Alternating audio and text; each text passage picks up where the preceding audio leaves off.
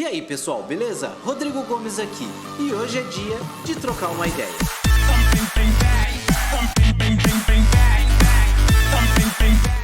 E para quem está acostumado a chegar aqui no canal atrás de tutorial, fique sabendo que a gente não vai ter só isso. A nossa ideia também é trazer todos os conteúdos relacionados ao desenvolvimento de sites. Porque para quem está entrando nessa área de desenvolvimento de sites, no começo parece tudo às mil maravilhas, né? Você baixa o WordPress, instala alguns plugins, um page builder, entrega os seus serviços e começa a faturar uma grana. Mas a grande verdade é que não é bem por aí e vocês vão entender bem o que eu estou falando com o assunto que eu quero trazer hoje, que é sobre hospedagem de sites. Eu participo de diversos fóruns, tanto no Facebook, grupos de WhatsApp, e eu vejo muito a dificuldade de quem está começando a desenvolver sites relacionado a essa parte de servidores, de hospedagem, de onde colocar o seu servidor, de qual serviço contratar, de quem contratar esse serviço, ou se você mesmo deve hospedar ou configurar o seu próprio servidor. E isso vai depender muito da estrutura da empresa que você está montando para desenvolver sites. E quando eu falo de empresa, não vamos imaginar algo super grande aí com vários funcionários.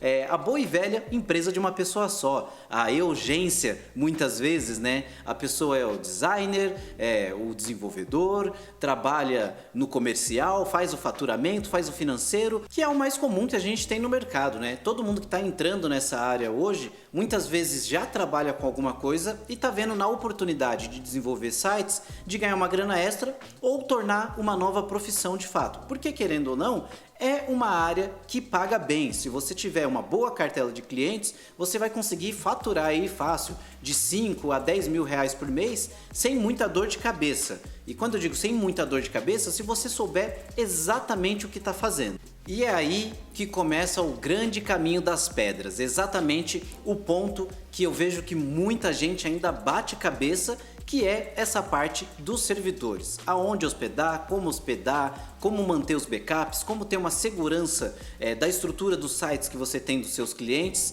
E eu vejo que não é uma coisa tão difícil da gente alinhar expectativa versus realidade, mas que muitas vezes, como tem muita gente querendo vender serviço, principalmente de configurações de servidor, de hospedagem, eu mesmo vendo esse tipo de serviço, mas eu vendo para o cliente final, para o cliente que não quer ter dor de cabeça nenhuma, para que todo o projeto dele ande liso, funcione bem, né? E muitas vezes a pessoa que desenvolve site está precisando contratar serviço de outra pessoa que também desenvolve site, mas tem um pouquinho mais de conhecimento e faz a parte aí de provisionamento de servidores. Então nesse bate-papo de hoje eu quero levantar exatamente essa visão. Se você está começando e não entende muito bem quais que são as diferenças de trabalhar com servidores de hospedagem, de trabalhar com o seu próprio servidor, quais são os riscos de administrar o seu próprio servidor, porque também sempre existe, onde existe o benefício, existe o risco, né? Então eu vou abstrair essa questão de hospedagem, vamos esquecer um pouco da palavra hospedagem, vamos pensar que o site, para que ele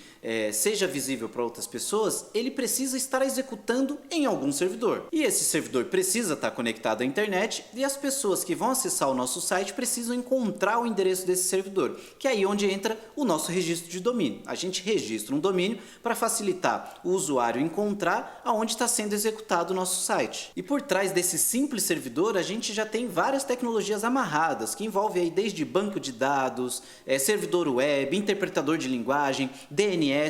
E se por acaso você não entendeu nenhuma dessas palavras que eu falei aqui e já está desenvolvendo sites, você precisa voltar umas duas casas aí no jogo de desenvolvimento e começar a entender como que funcionam esses conceitos. E aí você já deve ter visto algumas propagandas por aí também falando assim, ó, deixa o servidor com a gente e se preocupe com o desenvolvimento. Eu não acho isso errado, eu acho que isso até facilita muito o processo de trabalho, mas se você está pensando em montar uma empresa, você quer que ela cresça, você quer ter segurança no serviço que você entrega para os seus clientes, você vai precisar ter o mínimo de conhecimento nessa área até para poder ter argumento com o fornecedor de serviço, caso o site aí fique fora do ar, você perca um backup, perca dados do banco de dados, porque o seu cliente no final das contas ele não quer saber se você ainda contrata serviços de outras empresas para fazer com que o site dele funcione. Ele vai querer saber o que aconteceu e por que ele perdeu parte do site dele. E é aí que começam a rolar as verdadeiras dores de cabeça. Você começa a perder clientes, os clientes não te indicam mais para outros projetos, Você pode até levar um processo dependendo do que você perdeu daquele cliente, de qual dado você perdeu daquele cliente. Então tem que imaginar que trabalhar no desenvolvimento de sites, onde as pessoas vão ter interações com um produto final desse cliente, você tem que ter muita responsabilidade sobre aquilo que está fazendo. E isso eu estou falando de mundo real, coisas que eu vejo diariamente aí na internet, nos fóruns, nos grupos, de pessoas que entraram nessa área, acabaram de entrar nessa área, não compreendem muito essa parte de funcionamento de servidores e acabaram perdendo aí projetos de clientes e estão desesperados para saber como restaurar esse projeto. E muitas vezes o BO que aconteceu é tão grande que não dá mais para voltar atrás. E isso até de casos onde a pessoa fala, não, eu trabalho com desenvolvimento de site, mas eu só desenvolvo. Eu contrato uma hospedagem para o cliente, coloco o site dele lá e boa sorte o cliente com a hospedagem. Mas é certeiro, o cliente ele te vê como o provedor daquele serviço, né? Quem entregou o site para ele. No dia que o site dele sair do ar por causa da hospedagem, a primeira pessoa que ele vai ligar é para você, perguntando por que o site está fora do ar. Ele não vai bater o telefone na hospedagem, até porque a hospedagem não tem um telefone ali para ele falar diretamente com alguém. Provavelmente ele teria que entrar num processo de chat, esperar um atendimento, abrir uma solicitação, abrir um ticket. Então ele vai recorrer a quem? A quem desenvolveu o site, ele vai ligar para você, você não vai, mesmo não tendo nada a ver com o problema, ele vai querer que você arrume uma solução. Então por isso que eu digo e repito sempre, vai trabalhar com desenvolvimento de sites, vai montar uma empresa, vai começar a entregar esse serviço, que seja a partir do absoluto zero, nunca tenha trabalhado com isso, estude desde a base até a entrega. A gente vai passar por processos de evolução, de aprendizado, isso é com o tempo, mas é importante você entender que não adianta pular processos para tentar ganhar dinheiro mais rápido, porque uma hora isso vai virar contra você e você vai acabar perdendo tudo aquilo que conquistou. E até esse ponto você deve estar imaginando, né? O Rodrigo falou, mas ele ainda não mostrou como montar um servidor ainda. Por isso que eu falo, não tenha pressa, um passo de cada vez. Provavelmente eu vou trazer séries aqui no canal explicando sobre esse passo de provisionamento de servidores e tudo, mas aqui eu vou mostrar para vocês um introdutório para vocês terem um pouco da visão do que é possível fazer para montar o seu próprio servidor. E eu acho que isso no mínimo, né, já vale aquele like aqui. Se você ainda não se inscreveu no canal, tá perdendo tempo, já se inscreve aí, ativa o sininho para receber a notificação de todos os vídeos que a gente estiver lançando e não perder nenhum conteúdo. E outra coisinha que eu já ia esquecendo também é que agora eu tô no Instagram trazendo conteúdo diário lá, pra gente ter até um bate-papo um pouco mais próximo, tirar dúvida, fazer enquete. Então vou deixar meu Instagram aqui para vocês acompanharem lá e com certeza vai ter muito conteúdo também, não perde tempo, segue lá o meu Instagram. Então vamos lá, eu tô aqui no site da DigitalOcean e isso não é específico com a DigitalOcean, tá? Eu só usei porque para exemplificar vai ser mais fácil, mas você pode ter servidores na Amazon, no Azure, no GCP, que é o Google Cloud Platform, independente de quem você contrata de fornecimento de servidor,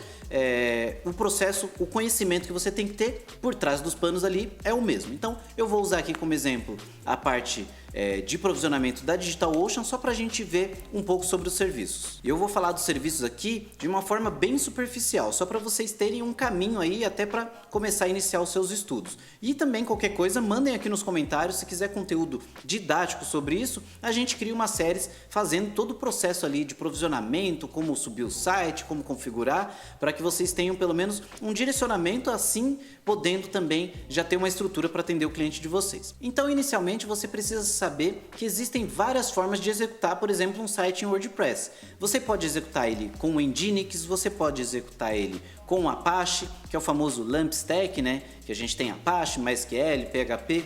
O Nginx também tem uma estrutura bem parecida, a gente só altera o servidor web aqui, que é o Apache, pelo Nginx. E também existe, eu tenho outra aba aqui, ó, o Open Lightspeed, os três servidores aí mais conhecidos para trabalhar principalmente com WordPress. O Lightspeed ele tem a sua vantagem aí de ter uma alta performance, então para quem está começando, se puder até estudar o Open Lightspeed, é uma excelente oportunidade aí para já ter uma estrutura bem bacana para atender os seus clientes. Mas falando aqui de forma rápida, você tem várias opções para provisionar um servidor. Aqui na DigitalOcean isso é até bem simples, você contrata um plano lá, cria o seu servidor, ele mesmo praticamente configura ele todo sozinho, mas a partir dali você tem que começar a gerenciar ele, que é a parte, igual eu falei, mais didática, que a gente precisaria de um tutorial para te mostrar como fazer. Isso vai de servidor para servidor. Mas o importante é você saber que essas tecnologias estão por trás. Eu trouxe aqui também um serviço que é muito utilizado, na verdade é uma ferramenta, né, que é o EasyEngine, que ela ajuda você a provisionar servidores mais fáceis para sites em WordPress. E essa é uma ferramenta que eu realmente pretendo trazer uma série sobre ela, porque é uma ferramenta open source, ela é de código aberto, então a gente tem acesso aqui, ó, ao GitHub dela. Se a gente vê, ó, foi há 10 dias a sua última atualização, então é uma ferramenta que está em atualização também. Só que o que acontece com uma ferramenta que nem essa daqui, o EasyEngine, que também existem outras que eu trouxe como exemplo aqui, o WordOps, que também é uma ferramenta para provisionamento de site em WordPress. E se a gente vê o GitHub deles aqui, ó, 29 dias atrás, então o desenvolvimento também continua ativo, mas qual que é a grande questão de utilizar uma ferramenta de provisionamento? Como é uma ferramenta open source de código aberto, ela vive recebendo atualizações e ela também pode conter erros. E nessa questão que é importante você entender como funcionam as tecnologias que estão por trás dessa ferramenta. Porque o EasyEngine, por exemplo, o que ele faz? Ele cria umas instâncias de servidores com Nginx, com PHP, com o Certboot para fazer os certificados, com o MySQL. Então, por trás dele, na verdade, tem simplesmente o que tem numa LAMP stack normalmente. A questão é que ele tem diversos scripts que facilitam o processo de criar, de deletar um site, de atualizar ele, de colocar o SSL nele, de ativar ou desativar o SSL, de instalar um plugin, por exemplo, de utilizar uma WP CLI quando a gente fala de WordPress. Então, essa parte dos provisionadores é interessante, mas se você não souber como que funciona por trás dele, qualquer problema que você tiver, você pode pôr tudo aí a perder, né? Então, o EasyEngine, por exemplo, eu já utilizei ele em alguns servidores, eu acho que ele é bem interessante. Para alguns casos eu até utilizo ainda, igual eu falo, tudo depende de qual cliente eu estou atendendo, de qual a demanda, de qual a necessidade e também do momento, né? Então tudo depende, a sua infraestrutura, você conhecer o funcionamento dela ou até provisionar a sua própria infraestrutura, ela vai evoluir de acordo com que os seus projetos evoluem, com que a sua demanda evolui também. E como eu disse, eu ia falar de forma bem superficial sobre essas tecnologias, só para você ter um norte já de onde pode ir se direcionando, mas o importante é você entender. Se você vai trabalhar com desenvolvimento de sites, conheça a estrutura de como funciona um site. É engraçado que a gente vê hoje até pessoas que trabalham com desenvolvimento que não têm a noção até de fazer uma migração. Se, por exemplo, eu preciso tirar um site do servidor A e levar para o servidor B, isso já é um grande desafio. Ou acaba utilizando recursos terceiros para tentar fazer isso e continua sendo um grande desafio. Sendo que a base é muito simples. Um site é simplesmente um monte de arquivo num servidor web com um servidor de interpretação e um banco de dados que está relacionado nesses arquivos, na configuração desses arquivos. Então é muito simples configurar um WordPress no seu próprio computador, em qualquer servidor, em qualquer instância.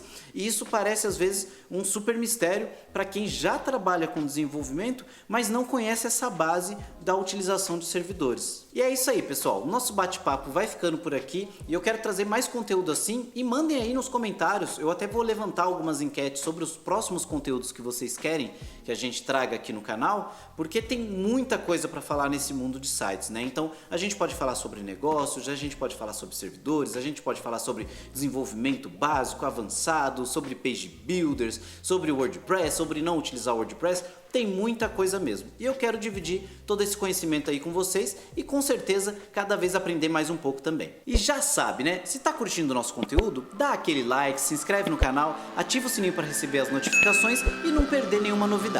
E eu vou encerrando o nosso bate-papo por aqui e até a próxima.